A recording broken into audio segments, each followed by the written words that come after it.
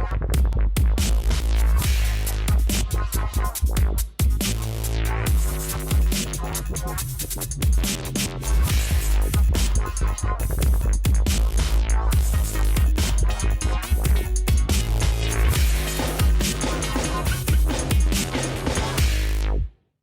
want to start off with a reminder that we are not doctors. Before you make any changes or try something new, always consult with your doctor and medical team first. Chronic illness can vary from patient to patient, so it's always best to consult with your own doctor for what is best for you. Welcome back to IBD Determined. I'm your host, Mason Harvey. I speak from the role of a patient, and I have Crohn's disease. And I'm your other host, Michelle Harvey. I am Mason's mom, and I speak in the role of a caregiver. Today, we're kind of having a hard time figuring out what we wanted to talk about. And I think one of the things that we wanted to kind of bring back into this, we just talked about how we published a book, and it's behind us now. See, literally behind us and behind us. It's up there, guys. Yay. Yeah. And so we kind of went over, the process of it and everything like that. But I think one of the things that we've gotten the most feedback about is kind of like the people who've read it enjoying the fact that it teaches you to focus on the silver linings. And so it's always interesting, right? Because we wrote it with our own perspective, and there's multiple lessons we put into this book. And multiple things you can take out of it, multiple things you can learn. There is. And it's kind of cool to finally start getting some feedback and hearing what stood out. And so that's pretty exciting to me if it's the silver linings, if that's one of the things that stood out. Part of this, it's what we've been doing this week is like we went to the blood bank and we delivered. It was very cool. Went to 2 blood banks and we delivered 2 copies. So each got a copy of the book, and then we got to speak to donors. And that was very fun. It's always really cool. 2 people cry. Yeah. For a good reason. No. I know. We made people cry. Happy tears, guys. And the cool thing is we were there long enough because we, donors come in, they get screened before they donate blood. And so what would happen is we would go to the people ordering the chairs, donating, talk to them. And, you get into some meaningful conversations, and then as they're leaving and they go to sit down for their 15 minutes afterwards, you talk a little bit. And then the people that had been signing in are now going into the chairs. Yeah. It's so like when you're like, okay, we're almost done. We're done. We're going to be leaving then now. Like a new batch of people come in. And then when you're done talking to those people, we're like, more people come in. And you're like, them and thank them. And so so basically you could just continue to see people on repeat for the entire day. And it's really cool. It's a really cool experience. And so what we got to see is, because we dropped off the books, when we would go back into the area where they're eating their snacks, when they're done, they'd be looking at the book. That was pretty cool. That was kind of an exciting thing. And then Mason, also, you are done officially with Invisalign. Oh, yeah. And so it's cool, but we got the retainers, so that's fun. Yeah. And you're going to miss your team. Yeah. So, yeah. Dr. Gardner and we're going to go back to the orthodontist to visit anytime. Yeah, bring cookies. They love that. So we bring bribes for friendship. You better do good, because if you don't, you're not getting the cookies that we brought. But Dr. Gardner was one of the recipients of the book as well. And so that was another cool place where the people who worked there, they got to read it too. And we're giving Mason, like feedback and like, that's an amazing book. And so it's been pretty cool. It's been exciting. I think the biggest gift when you publish is not the paychecks, because these don't make money. Nope. I mean, technically, but it's like one bookseller. Yeah, making like 30 cents on Amazon when you sell a book is not going to get you rich. You sold 50 books today. Your profit is $3. Whoa. Yeah, so it's not like, so the value in us, the value to us is seeing the people and how it makes them feel and react, and helping people learn and know that they're not alone, and trying to comfort people. Comfort food. Hey, there we go. It's comfort food. And right. So there's another book. So that's your average comfort food. And one of the cool things is one of the recipients of the book was Rolf Benershka, his assistant Patty, and then the executive director for their Legacy Foundation, who is Rick, and also happens to be Mason's golf coach. Yeah. And so they all received a copy because they're also all in the book.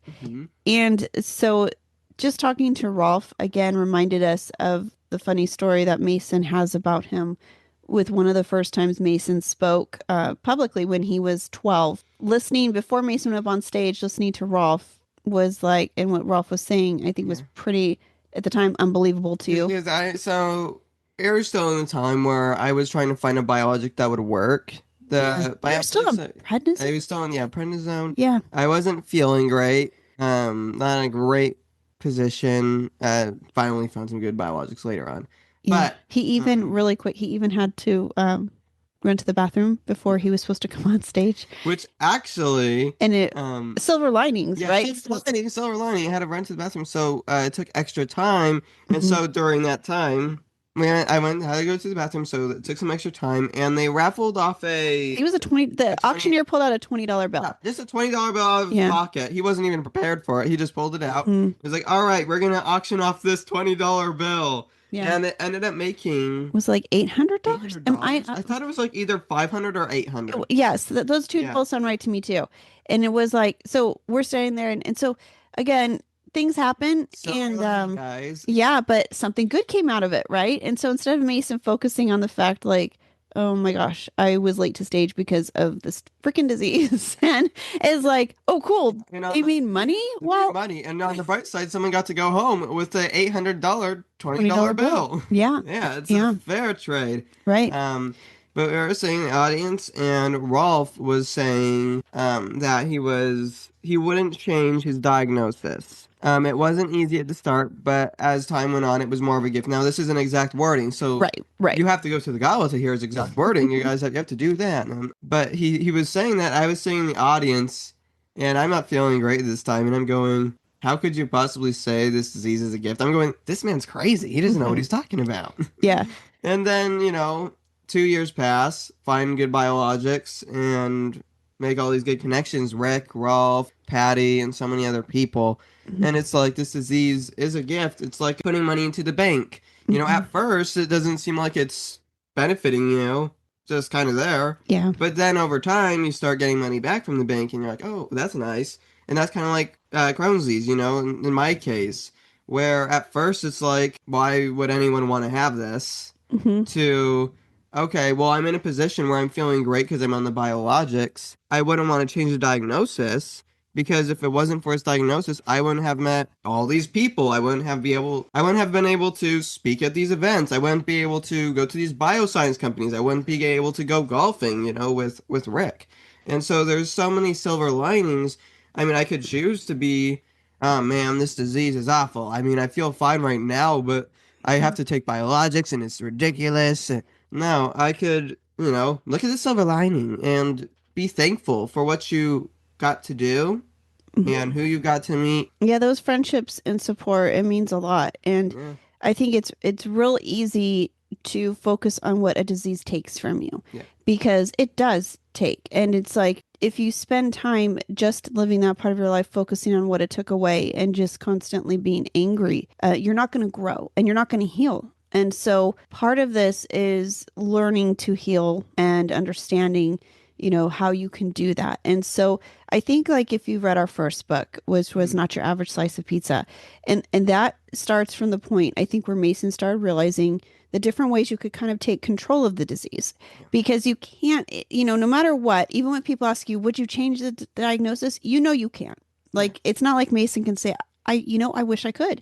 And it's gone. So that, you have this. And there's a lack of control and feeling like in everything you're being told to do all this stuff all of a sudden.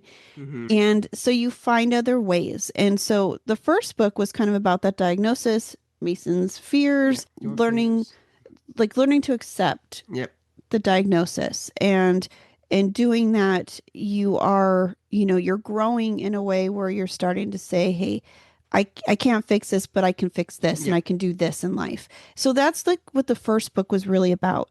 Our second book is now coming from a new place because since Mason wrote and illustrated that book, his life has changed. My life has changed again. And I'm not feeling like I was in the first book. I'm feeling much better. I'm feeling improved. And so it's time to look at something else and not necessarily just the fears, because in the first book we learned to overcome those. And so it's time to focus on something else. Right. Other than just being sad you have a disease. Right. And so now it's coming from a place of mental health and growth from the support in really finding joy in life after a difficult diagnosis. And it's for people listening, you're going to be in all different stages, and you might be like where Mason was when he heard Rolf speak, and you're going silver linings. Like, yeah, you're watching me speak right now, and I don't blame you. But you're sitting there watching us, and you're going, these people are ridiculous. And yeah, I mean, if you haven't found the biologic and you're not feeling great right now, I can completely understand where you're coming from, because I was there too. And I hope that you will feel better and you're going to improve like me. You're going to be able to enjoy things again. You're going to have to still do treatments or whatever you do to help your disease. But I hope you'll be able to finally be able to look back and realize the things you've been able to do if you've been able to get anything out of the disease. New friendships, new understandings, helping research. Because in helping research, you're not just helping yourself, but you're helping to find a future for the people that were like you where they were lost. Right. You're finding a future for those people, so they won't feel like you did, where you were really sad about it and which is important to help others. That's a huge part of this. And for us, I mean, looking back, 'cause it's been 6 years since he was diagnosed, we can look back 6 years and go, man, he's been at the hospital every 2 weeks. We've had to drive to Rady Children's Hospital, and I mean, for some people listening, they're like, oh, okay, well, that sounds difficult. But I don't think until you understand, like, every 2 weeks going to a hospital and doing these treatments for him, what that has been like. And as far as caregiving as well. So you could look back and but I think what is interesting is when we look back, we're not seeing that really necessarily that visual. We're seeing all the other things that we've done. And so instead of choosing to focus on, this is unfair, like he's had to do this while other kids got to do this, we have a bunch of other life adventures that we see. And so, yeah, it's part of it. The other way I look at it is obviously driving 2 hours to go to the hospital to get an infusion that lasts an hour and a half, if not longer. That's not fun. And doing that and then getting an injection too and going every 2 weeks, that isn't fun. But I'm looking at it and, back in the day when there weren't treatments and there weren't cars, people would, they'd just very get different worse outcome. Or something would happen, And so the thing I'm looking at is, sure, it's not fun. It's unfair that I have to do all of this for a disease that I never asked for. I have to treat it differently. But it's true, though. It's true. The thing that I have to look at is there's nothing that is as priceless as the gift of life. And these biologics are giving me my life back. And so when they're doing something that's so amazing like that, which they didn't have 20 years ago, there's so much to be thankful. So much you can be thankful that they found these biologics. 20 years ago, I wouldn't have had a treatment because these Entyvio and Stelara, they didn't really exist. They would probably have been in the research phase, right? But they weren't treating people with it, especially pediatrics. And so we're to the point where it's working in pediatric care. And it's being used in adults. You can now use dual biologics. And before it was like there's only one, so it's Remicade. You can't dual if you wanted to. Right. And so, sure, it's not fun. It's not annoying. But when it's giving you your life back, you can still be thankful. And that's a huge silver lining.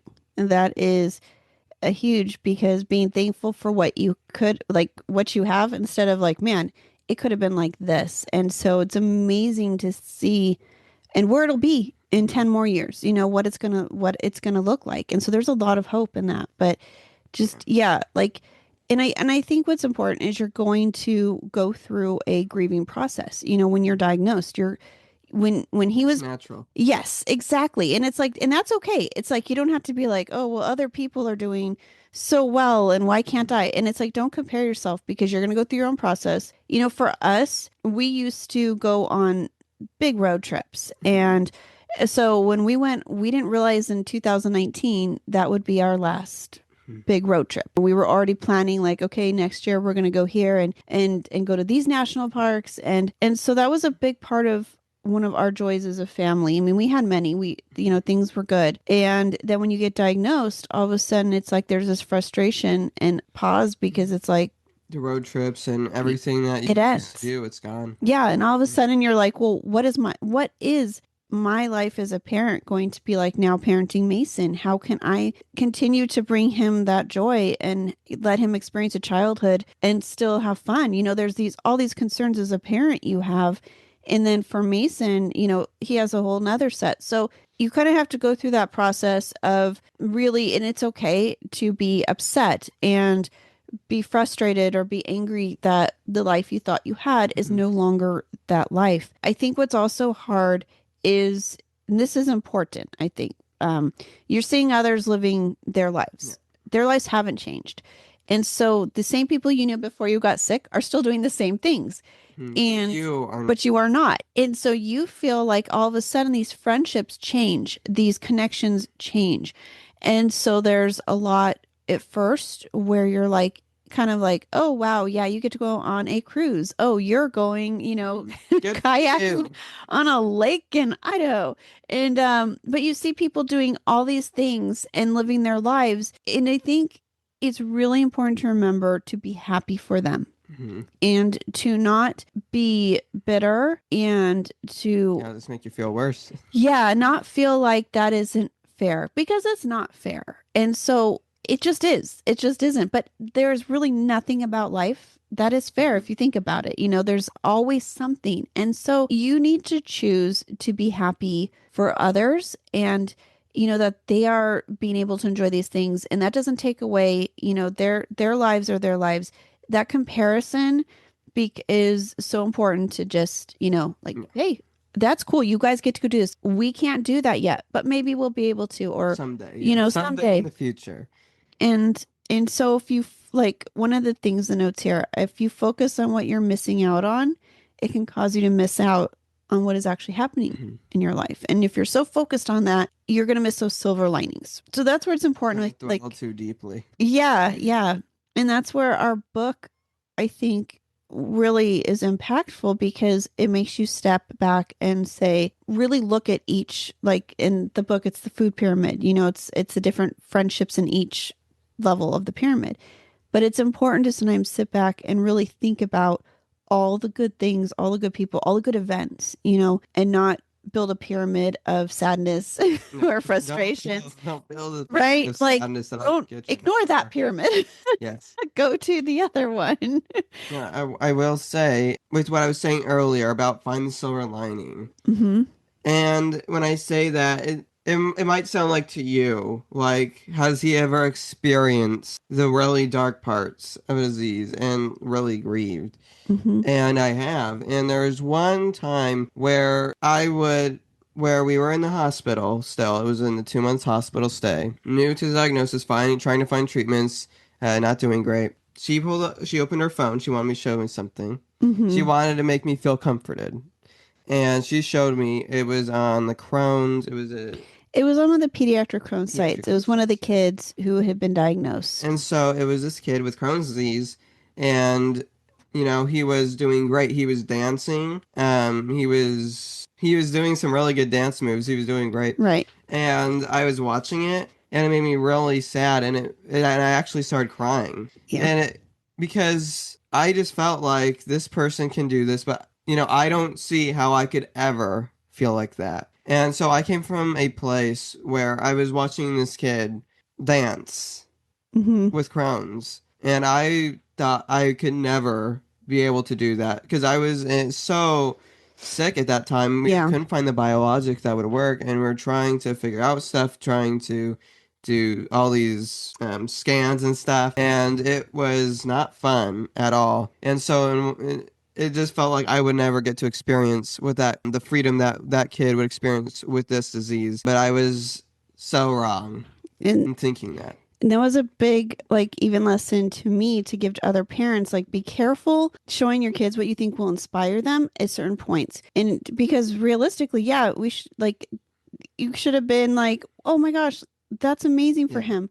But when you're in so much pain and you're so deep in that dark, it feels like diagnosis, it feels impossible that you can ever get out of that ditch. Right. And so why I'm saying this is because what I was saying to someone who's in that ditch, it sounds like, oh, well, I'm just a lucky person who got to get out of it. It took a long time to get out of it, but it was worth it. And you are going to get out of it too. It's not going to happen overnight. It's not going to happen over a month, but you will be that person that was hopefully dancing in that video. Yeah. And there's different ways that you're going to do it. You're not going to be on the same biologics. You're not going to be on the same treatments. You're going to, you might be on steroids. You might be getting a surgery. But at the end of the day, there's going to be something to help treat your disease. And we're coming from a time where Remicade was the only treatment and it only worked on certain people. Like 50%. 50%. Yeah. Currently, with all the biologics we have, which is why I said hopefully, with all the biologics we have, there are some people with Crohn's that still can't be treated with. But we are headed into a time where there are so many research, so much research going on, so many biologic companies, and one biologic company we know, they're creating 3 things. It's not just, all right, we're focusing on one. There's so much potential that is going to come out with this next generation of Crohn's. And so you have that to look forward to, and you're going to get out of that ditch. Yeah, and I think it's important what Mason's saying too, because if you're watching this right now, you might be feeling how he felt when he watched that other video where you're like, it's so easy for you to say because you feel good. But it's important to listen to what he said where he didn't always feel that way.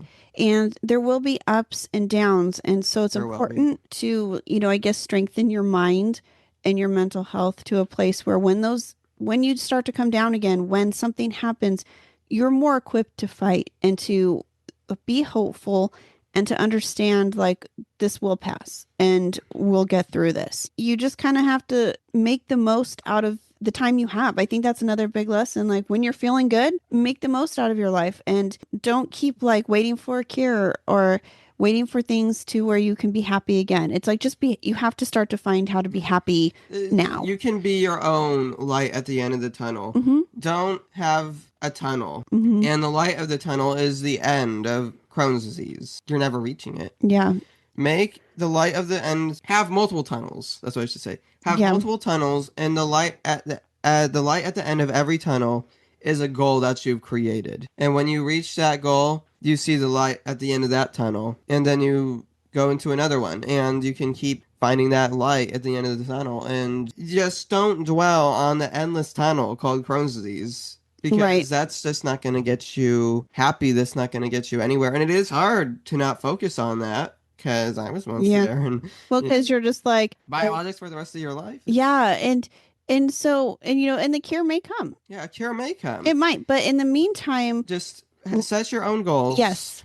And, when you accomplish that goal, you will feel proud. And you'll be like, hey, I was able to do that. And that will inspire and encourage you to do so much more. And I think because like that's kind of one of the lessons Rolf taught us. So finding out like how to look at things, and we have it as we call it one wave at a time, which we've talked about. He was one day at a time. He's the one who first encouraged me to stop. I realized we're looking at, like Mason saying, this huge picture, and it feels so overwhelming. And you're like, how do I get there? And you're struggling. And so instead it's like to break it down and like for that day, like what can I accomplish today? What can I do to get to the next step? And so sometimes you just have to slow it down. Like you said, set your own little goals, set your own light, focus on what have I accomplished? Let's look back. And so that's important to see like all the little lights you've reached along the way instead of saying, I've missed it. I haven't reached it yet. And, you'll feel a lot better. Yeah, it's a really important. And, things can be, your joys can be don't compare yourself. Do your own thing. It can be something simple. It could be reading a book. It could be doing a puzzle. You may not be able to go out like others. You may not be able to eat the same things. So there's a lot of things that your life might be different. So it's important to just find just enjoy the small things, and that's okay. Like, focus on, what you have and what brings you joy. I just think that with our book, my hope is that we can help kids, but also help adults. I know it's written for children, but anyone can enjoy it. Yeah, I think the lesson in it is one that anybody can learn from. And so one of the things we've talked about even is coming out with a journal that is kind of based on the book, so you guys can, I'm hoping maybe it can be used in therapy. Your own story. But yeah, you create your own pyramid and your own. Really sit back. It's a way to really look at all the good things in your life. It doesn't have to be a person you met. Like it can be something that happened, an event. It can be, multiple things. And so you can sit back and really look at this tower, this pyramid of strength and support, and keep adding to it. That's the thing. It's like you may fill up the pyramid and then refill it up again, keep going. So we're kind of working on something like that because this is really important to us. Just knowing that there's people out there right now that may have felt how Mason did, reaching those people is really important, I think. And there's some of you out there who aren't going to take, like he said, you're not going to be taking the biologics. That's not your path. You might be doing something different, but also, I think if you are listening to this and you have been struggling for years and you have, there are potentials that you haven't tried biologics, or maybe there's a lot of fears you have. Maybe you feel like your doctor is not listening. I think it's important to see about getting a second opinion and really figuring out how to give yourself the health you deserve, and don't just settle either. There are there's going to be frustrations. It's going to be difficult to treat, but I do encourage you guys, if you're still feeling this way and it's been a very long time, whether it be your physical health or the mental health aspect of it, to reach out and get help, because it can get better, and don't just settle. And there is a good balance between physical and mental health. You can't just be like, oh, well, I'm going to do the best thing for my mental health, which is not going to the hospital. I'm not doing this. I don't want an infusion. But then your physical health tanks, which affects your mental health. Yep. But in doing what is both the best choice for your mental and physical health, not only it's going to improve your mental health. And so by balancing both of those, you're going to naturally improve. Because you are going to have, like we were saying, those difficult days. If you are not healthy enough mentally, if you haven't been strong enough in that area, it's going to be really difficult. So the stronger you can get that mental health and work on that with your physical health, the more equipped you're going to be to handle those bad days. Because we all know that's going to happen. Whether you have Crohn's disease, it's not just Crohn's disease. It does certainly complicate it. Everybody's going to have a bad day. Something difficult is going to happen. And so it's very important to continue that work. And like he said, balance that physical with that mental health. And you can just be in the best position you can be in. And make sure you are, some people may surround themselves. They need a lot of support. Some people don't need as much. Some people are a little more private about things. And they, so your support looks like what is best for you too. It's not just us telling you what worked for Reggie in the book, or what, It's not a piece of cheese pizza. Right. You are. Right. But, so we're not all the same. No. And it may not be, some people might not feel the same or get out there and speak on a stage and be, some people's pyramids are going to look different. So it is important to also just find your own support, what that looks like for you. And like I said, support can look like even having a pet, or we have our jumping spiders, we have a dog, but these different things bring joy in that aspect. Or even using, a comforting blanket when you're at an infusion. So finding ways to support yourself and keep yourself feeling the best you can is important. It can look like many different versions of things. I want to talk about the one wave at a time thing. Oh, yeah. Yeah. So when I was in the hospital, I will say I left happier than when I came in. Obviously. Obviously that is. But I mean, the day before I left was a much happier day than the day when I came in. And so what I noticed that I was doing is when I first came in, I was looking at this huge long tunnel, this huge long ocean with tons of waves. Every day, I would ask the nurse, when are we leaving? I remember. For about 2 weeks, I asked, when are we leaving? And they're like, so I started improving when I started doing drawings and instead of dwelling on, this disease and building Legos and doing these drawings. And instead of asking how long, when will we leave? Instead of asking, how long have we been here? And then on like, oh, we've been here for 2 weeks now. It's a 2-week anniversary. And then we'd do a little celebration. And instead of focusing on when are we leaving, because you start to recognize the nurses, you start to recognize some of the doctors. And instead of focusing on when you're leaving, just be like, oh, we've been here for 2 weeks. Congrats. And also, I think feeling a little better or feeling like you're trying different things helped. Yes. Focusing on that aspect of it, because instead of thinking nothing is working. Right. Because if you were like when we were first there, it was frustrating. It's like, well, when are we going home? Like, what is going on? And so you're feeling like you're just focused on, let's just get home. But then all of a sudden, I think your focus shifted to let's get better. Yeah. And it's like, instead of counting down to like, when do I leave? It's like, when do I feel better? When does that happen? And so your thought process kind of shifted. And I think that was really helpful to you to say, all right, I mean, it's not like you enjoyed it and you still wanted to go home. Yeah. That was never, but yeah, obviously you still want to go home. Right. But you weren't in a position where it was like, the only thing I want is to go home. Right. Like, just give me whatever and send me home. The goal was, let's make me feel better. And then we can work on going home. But first, we need to improve. Right. Because if they had sent you home feeling as sick as you did, because he got a lot worse in the hospital. And that was hard, I think, because all of a sudden you're like, why am I here? And I'm so sick. But it was part of the process, the different things he had to do. And so then I think there is that turning point where you start to see, okay, I probably don't want to be home doing this. I think this is a safe place. I'm in a good place and they can give me the help I need. But sure, cannot wait to go home. Yeah. Like, that is it. And so I sure can't wait to go home feeling better. Right. Not feeling like you were. And so it's not like they dismissed him and just sent him home, really not with questions unanswered. So when the time did come, he was still not feeling great, but there was a path, there was a treatment, there was doctors, there was a whole team that support again, that support for him. Right. Everything. Doctor. And so that was a big part of that. But yeah, that's really good to point out, because some people, when you get hospitalized, you're just wondering, when am I getting? Just like when, and yeah. And so it's like, the important thing is to know that they're helping you. So when you do go home, you will be better, feel better, or have a plan in place. I know not all hospitals are the same. And so it is very difficult to be patient through that. But yeah, that's a really good thing to point out. And maybe even, it depends on how crazy you get when you're there.